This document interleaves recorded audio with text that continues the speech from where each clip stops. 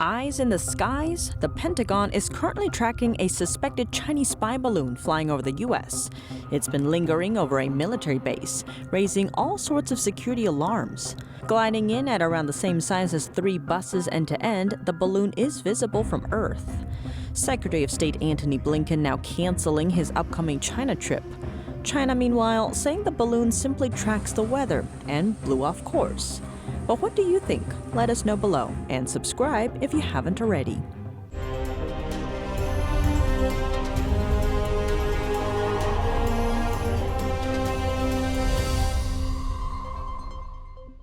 Welcome to China in Focus. I'm Tiffany Meyer. An alleged Chinese spy balloon flying above a U.S. military base. Its presence sparked Secretary of State Blinken to cancel his Beijing trip. Should the U.S. shoot down the balloon? Let's take a closer look. This video, captured in the city of Billings, Montana, shows what appears to be the suspected Chinese spy balloon. It's believed the craft floated in from Canada before crossing into airspace over Montana. Beijing says it regrets the occurrence, but insisted it had no intention of violating U.S. airspace. It claims the balloon is a weather research satellite that blew off course. Despite Beijing's claim, Secretary of State Antony Blinken has postponed a high-profile diplomatic trip to China scheduled this weekend.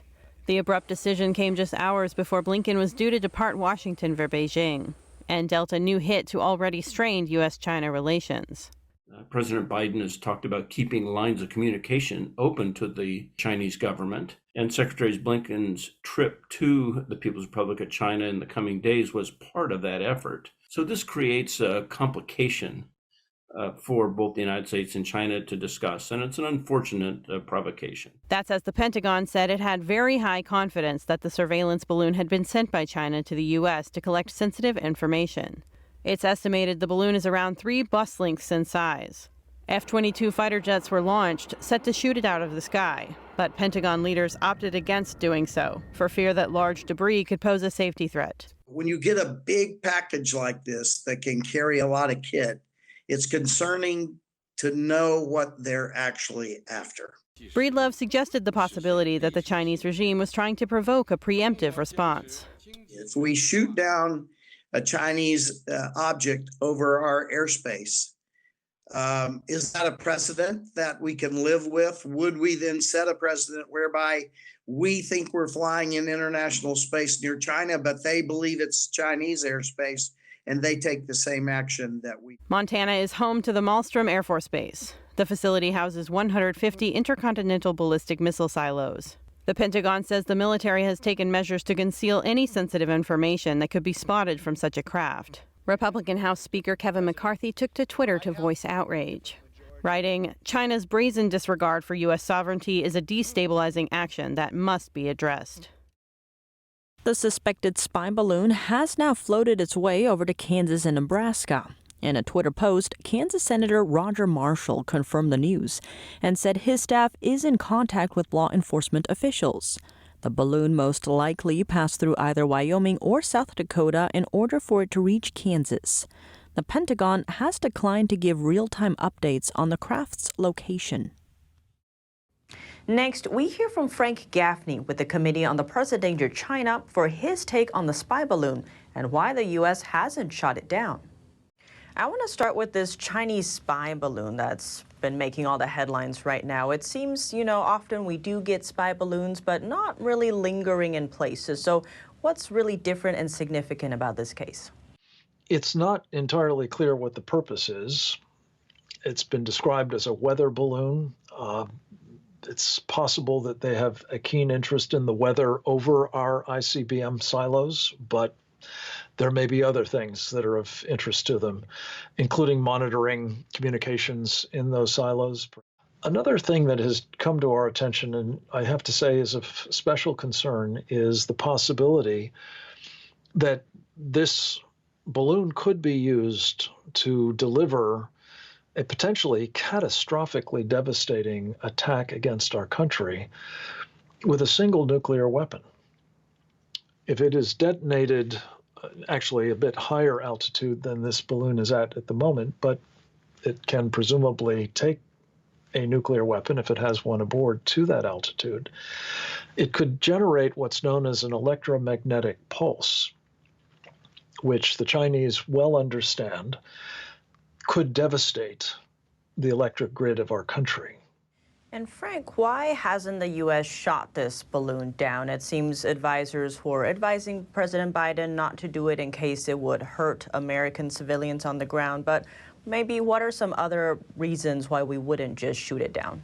There aren't as many people over the areas that this balloon has been operating in as there could be should it go elsewhere, over urban areas, for example. But that may not be the most important consideration. I think clearly this administration has been very reluctant to challenge the Chinese, that it has been trying very pointedly to describe them as, well, competitors, not adversaries, let alone the mortal enemies that the Chinese communists are. I've been told that there are some questions about the difficulties associated with actually shooting such a balloon down, at least with gunfire. But the real reason, I suspect, is probably some combination of all of those. A top House lawmaker is demanding information from climate envoy John Kerry over his negotiations with the Chinese Communist Party. The request comes from U.S. House Oversight Committee Chairman James Comer, who is also accusing Kerry of failing to hand over information related to his role on the National Security Council. NTD's Daniel Monahan has the story. John Kerry is the Special Presidential Envoy for Climate, or SPEC. Comer accuses Kerry of engaging in activities that could undermine the nation's economic health, skirt congressional authority, and threaten foreign policy under the guise of climate advocacy. The congressman is calling for documents and information to understand Kerry's role. During last year's World Economic Forum in Davos, Kerry said the United States was making progress with China on climate issues. Here's Kerry on Bloomberg. We're hoping we can work with China to encourage China in certain things that we think would make a difference. The climate envoy said, quote, "Maybe we can help with technology of some kind to help China move faster. Maybe China could help us better understand some things we could do better." At last month's World Economic Forum, Kerry said that the key to combating global warming is, quote, money, money, money, money, money. The biggest frustration right now with respect to moving rapidly in dealing with the climate crisis is the lack of available concessionary funding. Comer strongly criticized those statements. He said, quote, "As a member of the president's cabinet, you should be representing the United States' interests. Your statements, however, consistently show disregard for American national security and taxpayer dollars." Comer is also accusing Kerry of downplaying China's human rights violations. In April 2021, Kerry said, quote, "We have differences on human rights, but those differences do not have to get in the way of something that is as critical as dealing with climate." Comer says Kerry has until February 16th to comply with his panel's document request. He is asking for budgets, an employee list, and all communications between the SPEC office and environmental advocacy groups or foreign government officials. Daniel Monahan, NTD News. An investigation is accusing a member of Congress of having ties to Chinese intelligence. According to the Daily Caller, California Congresswoman Judy Chu joined a nonprofit called the All-America Chinese Youth Federation in 2012. The group's official website describes her as an honorary president. The report says 5 members of the federation's leadership have been involved with certain Chinese organizations. These groups are believed to function as intelligence gathering arms for Beijing. All of them allegedly working for China's United Front Work Department. The state agency is tasked with expanding the Chinese Communist Party's influence overseas, often through media, propaganda, and other means. Experts say it's involved with Chinese espionage efforts. Zooming in on Chu's ties to All-America Chinese Youth Federation, her responsibilities as honorary president for the AACYF are unknown, though she's taken on leadership roles for events hosted by the group. The report says she took on the title of chairman during a 2013 tech summit in Silicon Valley. As for her actions on Capitol Hill, the Congresswoman recently chose not to support the formation of a new House Select Committee. The initiative would focus on probing Beijing's influence and infiltration on U.S. soil. Explaining her reasoning, Chu cited anti-Asian violence as a risk of creating the committee. Chu did not respond to a press request for comment.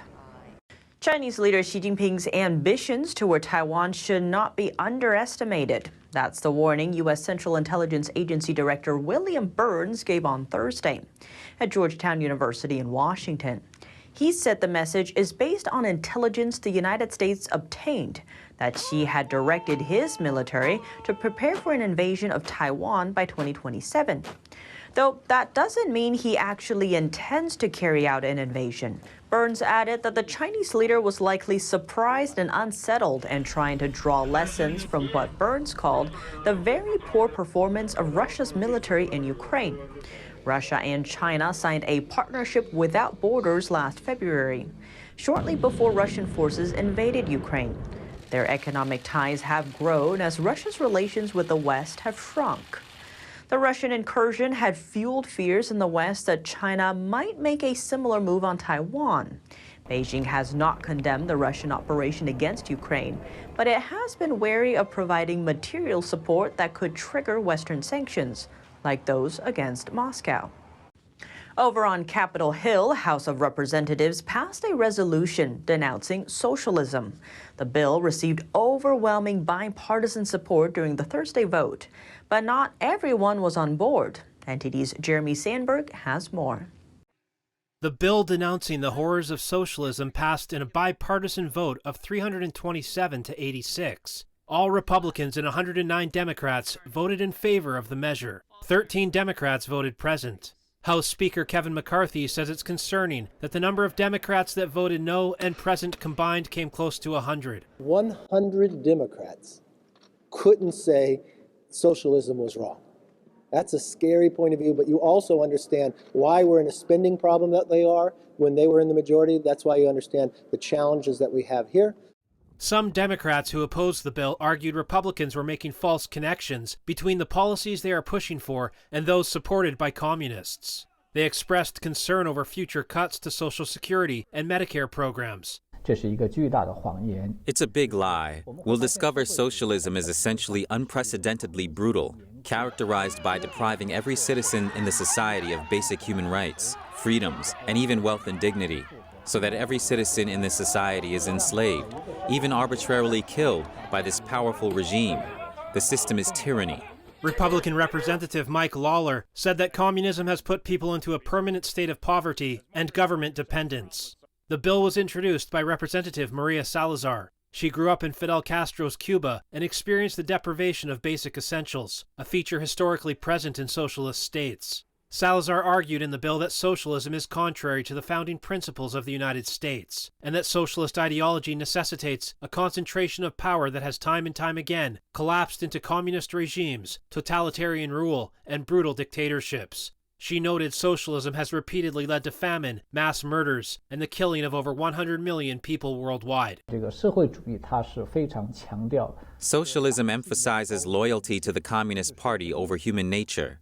What does that mean? It means you have to give up your conscience, even your basic nature, for the political needs of the party. It's an ideology that creates evil values that disregard human life. The resolution concluded with a declaration that Congress denounces socialism in all its forms and opposes the implementation of socialist policies in the United States of America. With the resolution's passage through the House, it could now be taken up in the Senate. Jeremy Sandberg, NTD News. Next, let's zoom in on the U.S. tech sector. In Kansas, officials are planning to hand over more than $300 million in incentives. The taxpayer-funded money is slated for a semiconductor company to build a new factory in the state's largest city. But there's a catch. The project won't go forward without funds promised by the federal government for rebuilding the nation's chip-making capacity.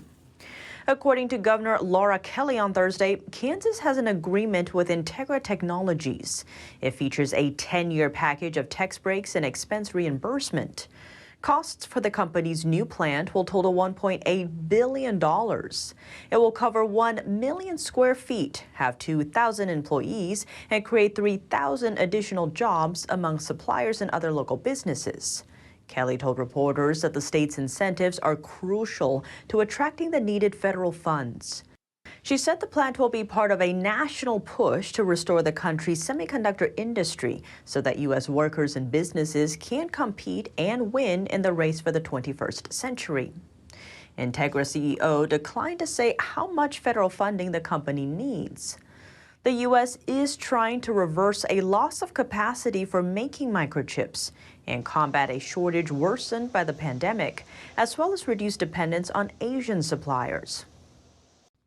That's all for today's China in Focus on YouTube. We're now sharing a shortened version of our program here after being demonetized for 2 years. Here's what's coming up in our second half. The West versus an authoritarian regime. What can each of them offer to companies looking to boost profits? And is now the time for the economic sector to choose a side? We sat down with Sam Brownback, former U.S. Ambassador at Large for International Religious Freedom, for more. The full episode is available on our partner platform, Epoch TV.